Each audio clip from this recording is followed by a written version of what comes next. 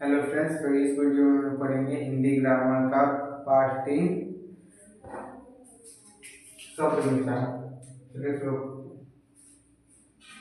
शब्द शब्द किसे कहते हैं? दो या दो से अधिक वर्णों के सार्थक मेल को शब्द कहते हैं। यानी कि कोई भी, जैसे मान लीजिए क है और आ की मात्रा है, फिर म है, काम, तो ये क्या हो गया? एक शब्द हो गया। वर्ण देखिए, क एक अलग वर्ण है, आ की मात्रा जो है वो एक अलग वर्ण है, म अलग वर्ण है। तो दो या दो से अधिक वर्णों के मेल से इन तीनों को मिला दिए। ठीक है, तीनों को मिलाकर मेल को शब्द कहते हैं। मिला दिए तो ये क्या बन गया? एक शब्द बन गया। ठीक है, अब देखिए शब्द के भेद। शब्द के भेद जो हैं अलग अलग आधार पर अलग अलग होते हैं। अर्थ के आधार पर दो भेद होते हैं, रचना के आधार पर तीन भेद, उत्पत्ति के आधार पर चार भेद और रूपांतरण के आधार पर दो भेद। चलिए हम लोग पढ़ते हैं इसको।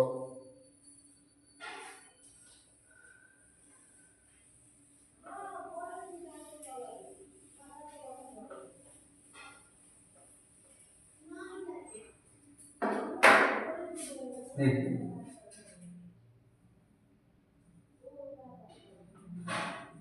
अर्थ के आधार पर दो भेद होते हैं। ठीक है, पहला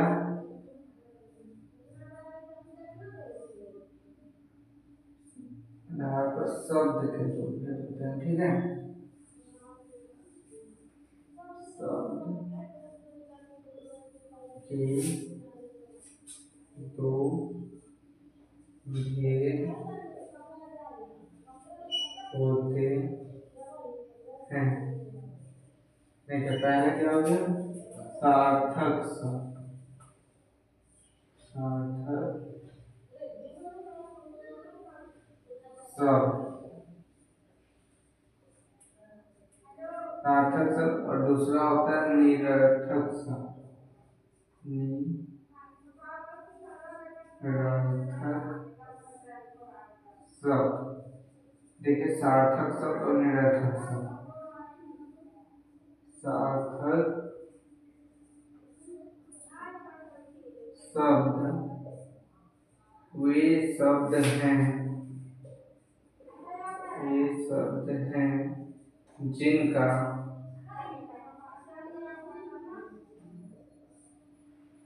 एक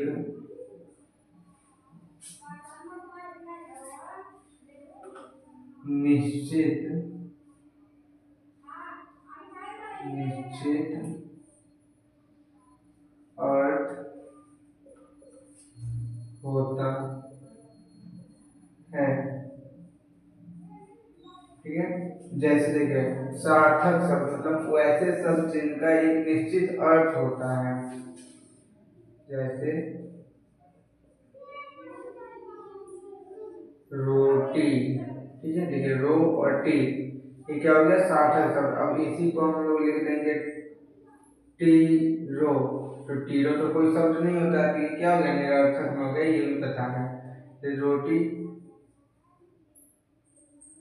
खाना, लड़का, पानी इत्यादि। देखिए, ये सब जो शब्द हो गए, ये सब सार्थक शब्द हो गए, जिनका एक मतलब होता है, निश्चित अर्थ निकलता है। निरर्थक शब्द, निरर्थक शब्द वे शब्द हैं जिनका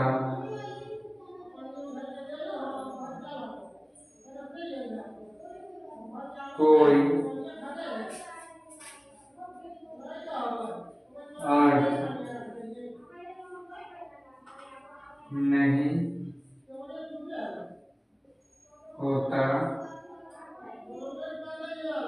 है। ठीक है, निरर्थक शब्द यानी कि वो ऐसे शब्द जिनका कोई अर्थ नहीं होता है। ठीक है, जैसे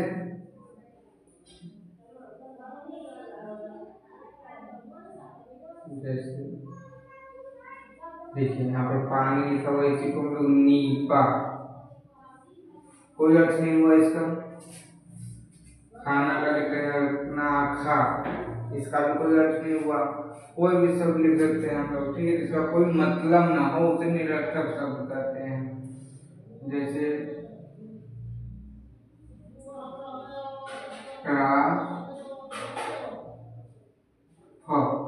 कोई शब्द नहीं हुआ।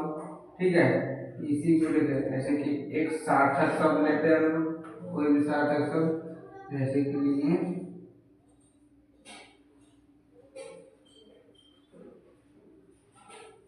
पानी। ठीक है, अब पानी है, इसी को इधर उधर करके लिखिए नी पा, जैसे कि यहाँ पर लिखे तो ये क्या हो गया, ये अलग हो गया, इसका कोई मतलब नहीं बन रहा है, तो इसको क्या बोलेंगे, निरर्थक शब्द।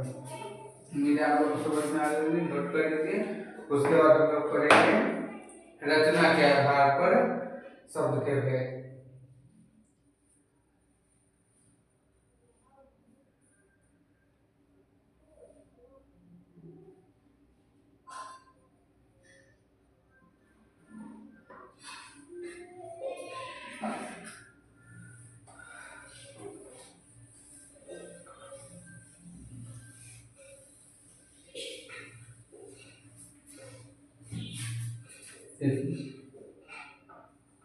रचना के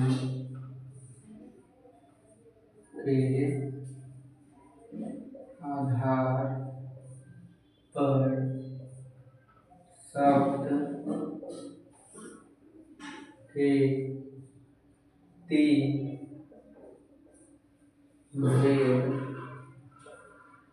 होते हैं।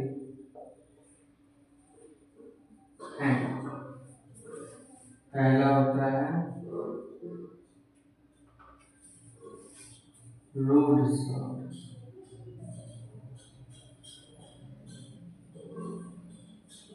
दूसरा होता है यौगिक शब्द,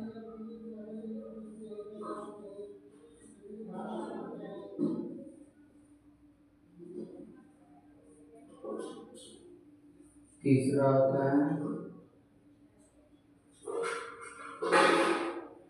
योग रूढ़ शब्द।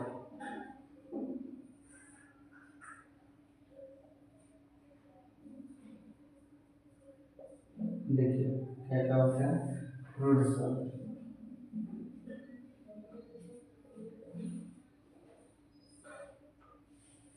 जिन शब्दों के टुकड़े या खंड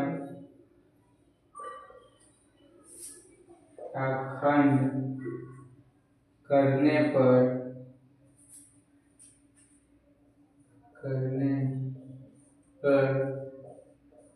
कोई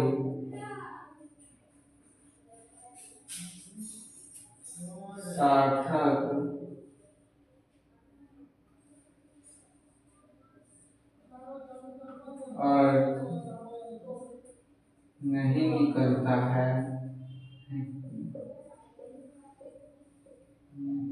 उन्हें रूढ़ शब्द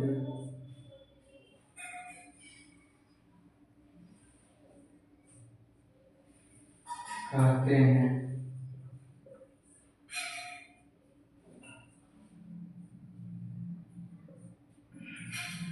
ठीक है, देखिए जिन शब्द के टुकड़े, जिन शब्दों के टुकड़े या खंड करने पर कोई सार्थक अर्थ नहीं निकलता है, उन्हें रूढ़ शब्द कहते हैं।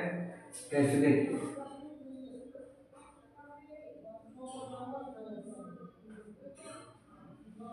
जैसे अगर हम लोग लिखते हैं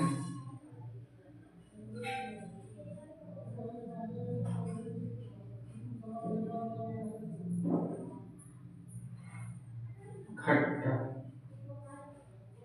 ठीक है।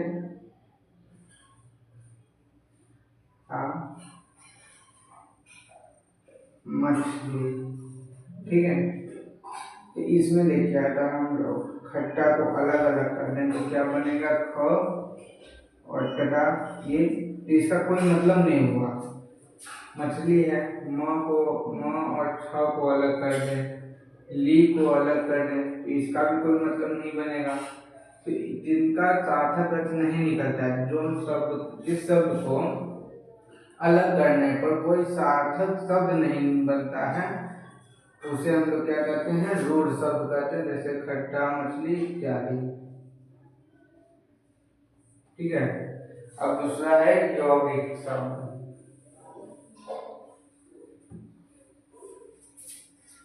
जिन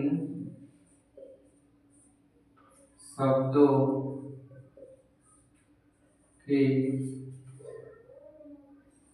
टुकड़े या खंड करने पर सार्थक अर्थ निकलता है, सार्थक अर्थ निकलता है,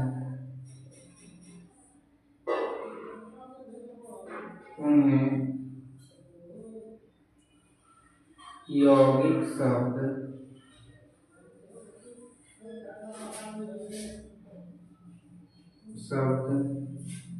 कहते हैं।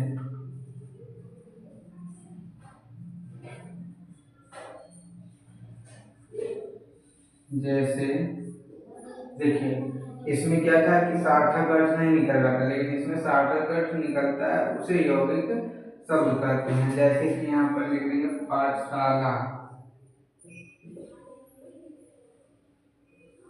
ठीक है, हिमालय,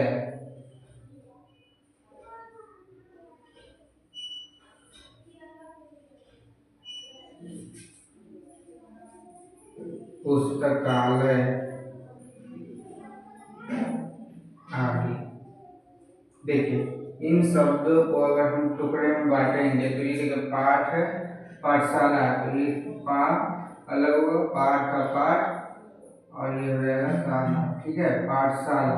तो पाठ का मतलब क्या हो गया, पढ़ाई, शाला मतलब जहाँ पढ़ा जाता है वो जगह, तो ये बन गया पाठशाला। तो इन दोनों को अलग भी कर दिया, फिर भी क्या है, इसका एक अर्थ निकल रहा है। जैसे हिमालय है, तो हिमालय को क्या लिखेंगे, हिम प्लस आलय। तो हिम का मतलब हो गया बर्फ, और आलय का मतलब हो गया घर, ठीक है, यानी कि बर्फ का घर। तो हिमालय हो गया, इसका हिम का भी अर्थ निकल गया, आलय का भी अर्थ निकल गया। उसी तरह पुस्तकालय, तो ये पुस्तक जोड़ आलय, तो पुस्तक का मतलब किताब और आलय का मतलब घर, पुस्तकालय। तो ऐसे शब्द को हम लोग यौगिक शब्द कहते हैं। अब है योग रूढ़ शब्द।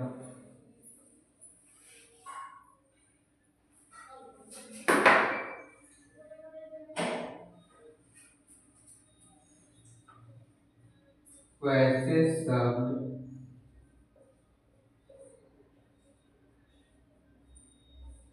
जो खुद के अर्थ को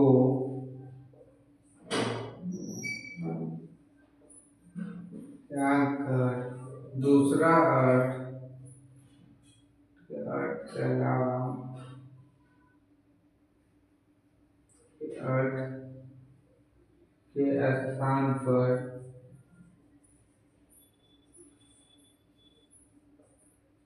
दूसरा अर्थ बतलाते हैं या बताते हैं, उन्हें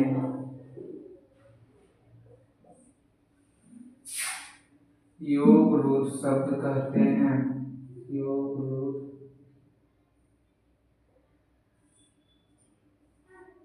शब्द कहते हैं। ठीक है, वैसे सब जो खुद के अर्थ के स्थान पर दूसरा अर्थ बताते हैं, जैसे कि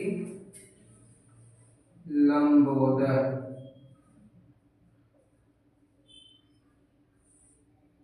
देखिए लंबोदर, लंबोदर का मतलब क्या होता है? गणेश जी,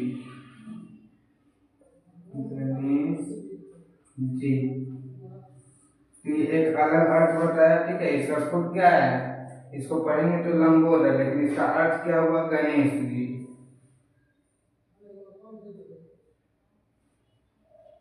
इसी तरह के शब्द को क्या कहते हैं? योग रूढ़ शब्द। जैसे कि एक होता है बजरंगी, बजरंगी से अर्थ निकलता है हनुमान जी का। ठीक है, तो ये ऐसे शब्द क्या बोला, क्या बोलते हैं उनको? योग रूढ़ शब्द बोलते हैं। अब हम लोग पढ़ेंगे उत्पत्ति के आधार पर शब्दों का भेद। इसको आप लोग पहले नोट कर लीजिए।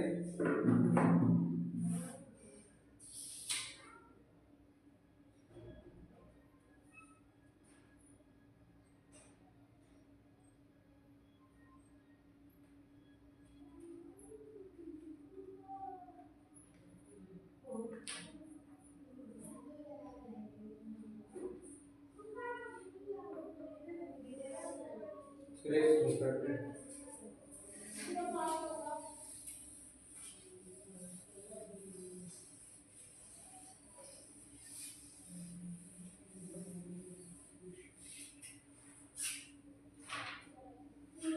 देखिए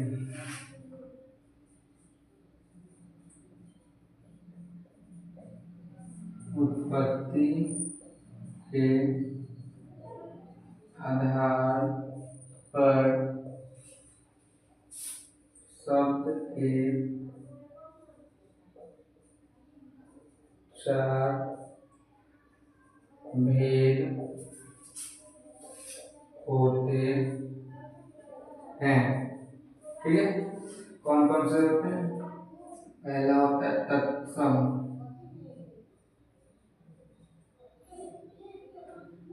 दूसरा होता है तत्भव,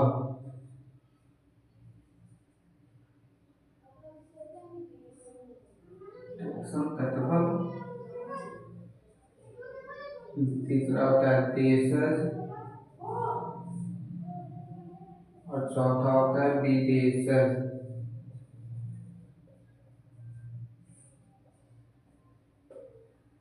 देखिए तत्सम वे शब्द जो संस्कृत के मूल शब्द हैं उन्हें तत्सम शब्द कहते हैं। तत्सम शब्द कहते हैं। ठीक, जैसे कि देखिए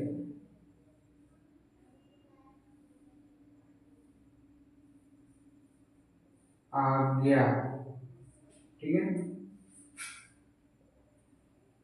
मूल शब्द शब्द दसम शब्द कहते हैं, इसको हिंदी में भी उसी तरह प्रयोग किया जाता है। आज्ञा, ऋतु, ये सब क्या है? संस्कृत के शब्द हैं इत्यादि, संस्कृत के शब्द हैं, लेकिन इनका उपयोग हिंदी में भी इसी रूप में किया जाता है, तो इन्हें तत्सम शब्द कहते हैं। दूसरा है तत्भव, तत्भव वे शब्द जो संस्कृत के मूल शब्दों को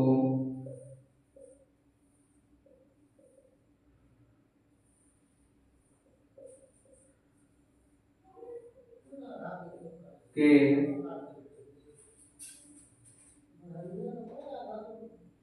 मूल शब्दों के हिंदी रूप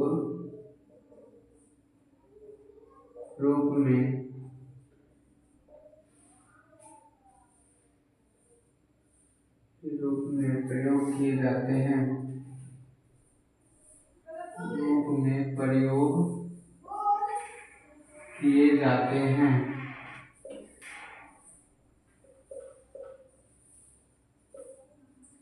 जैसे देखिए अग्नि होता है संस्कृत में, अग्नि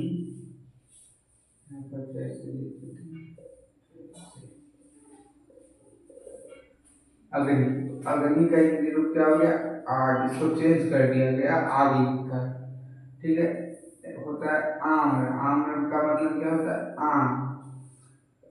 तो देखिए, जो संस्कृत का शब्द था वो हो गया तत्सम, जैसे ये सब तत्सम हो गया, और इसी को चेंज करके लिखा गया तो ये क्या हो गया? तत्भव। आग आम, ये क्या हो गया? तत्सम, और ये तत्भव। ये समझ में आ गया आप लोग को?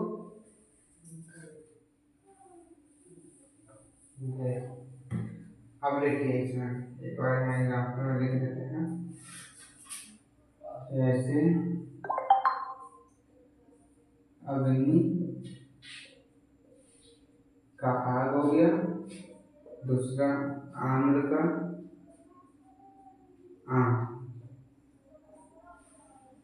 अब देखिए देशज शब्द, वे शब्द जो अपने ही देश के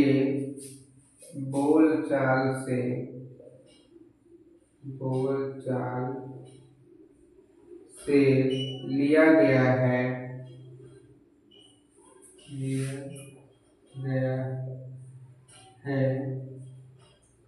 उन्हें देशज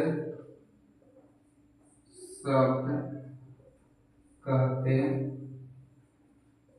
हैं। जैसे माता, पिता, कवि इत्यादि। ये सब क्या है? भारत के बोलचाल के शब्दों से लिया गया है, दूसरे शब्द नहीं है, दूसरे देश के नहीं है, ये सब अपने ही देश के शब्द है, तो इन्हें देशज बोलते हैं। विदेशज क्या होता है? वे शब्द जो दूसरे देशों के भाषाओं से लिया गया है, उन्हें विदेशज शब्द कहते हैं। विदेशज शब्द कहते हैं। जैसे कि देखिए, इंग्लिश का शब्द होता है स्कूल, हम लोग हिंदी में भी लिखते हैं स्कूल। ठीक है, ये क्या होगा? दूसरे देश का शब्द है। इंग्लिश में होता है स्टेशन, हिंदी में भी लिखते हैं स्टेशन। ठीक है, तो इत्यादि। ये सब क्या हो गया? विदेशज शब्द, मतलब विदेश से लिया गया इन शब्दों को और हिंदी में लिखा जाता है। हमने उत्पत्ति के आधार पर 4 भेद पढ़ लिए: तत्सम, तद्भव, देशज, विदेशज। अब हम लोग करेंगे दूसरा एक और जो है वो वाला रूपांतरण के आधार पर।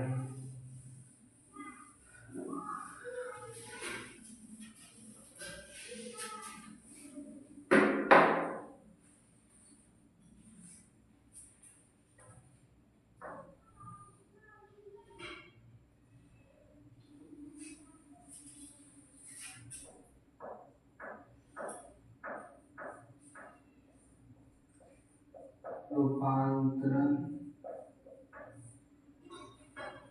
के आधार पर शब्द के दो भेद होते हैं। कौन कौन से होते हैं? पहला होता है विकारी शब्द,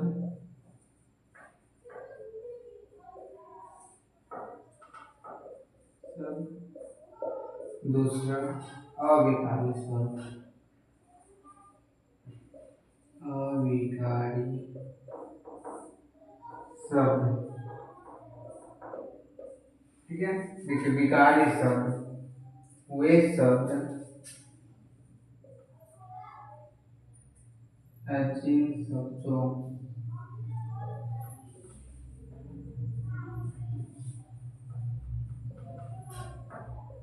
का रूप वचन लिंग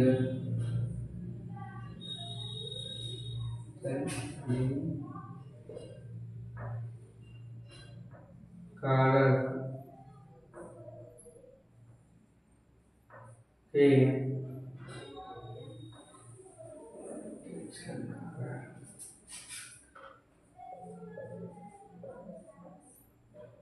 इन शब्दों का रूप लिंग वचन पुरुष के आधार पर बदल जाता है,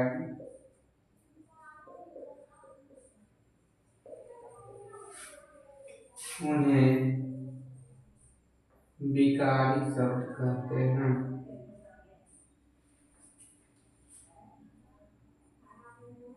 शब्द कहते हैं।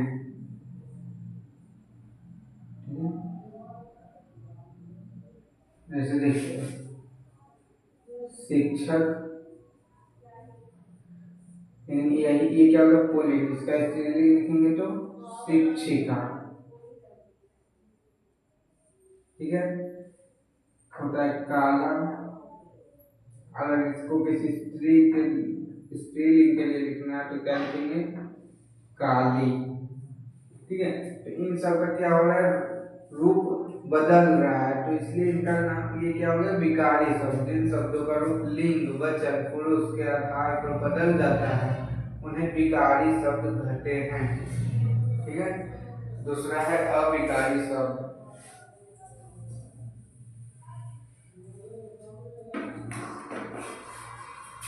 जिन शब्दों का रूप लिंग वचन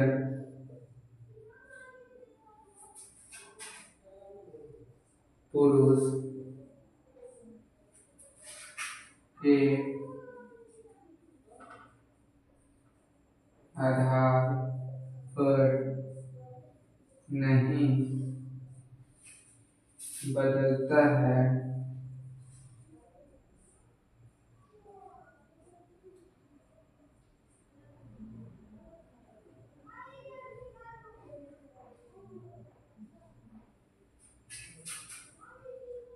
उन्हें अविकारी शब्द कहते हैं।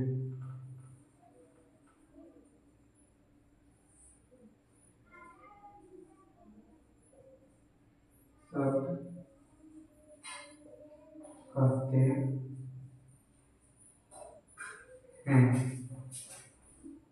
देखिए जैसे कि पानी, पानी देखिए थोड़ा रहेगा या बहुत रहेगा, पानी ही लिखेंगे। अगर चीनी, तो चीनी थोड़ा हो या बहुत हो क्या चीनी लिखेंगे। इसका कोई सब चेंज नहीं ना हो रहा है, एक से ज्यादा या इसका स्त्रीलिंग पुल्लिंग में करेंगे तो ये चेंज नहीं होगा। तो ये हो गए अविकारी शब्द। तो हमने पढ़ लिया पाठ 3 शब्द विचार, उसका सभी भेद भी पढ़ लिए, सभी आधार पर कितने कितने होते हैं। अब हम नेक्स्ट वीडियो में पढ़ेंगे चिन्ह विचार।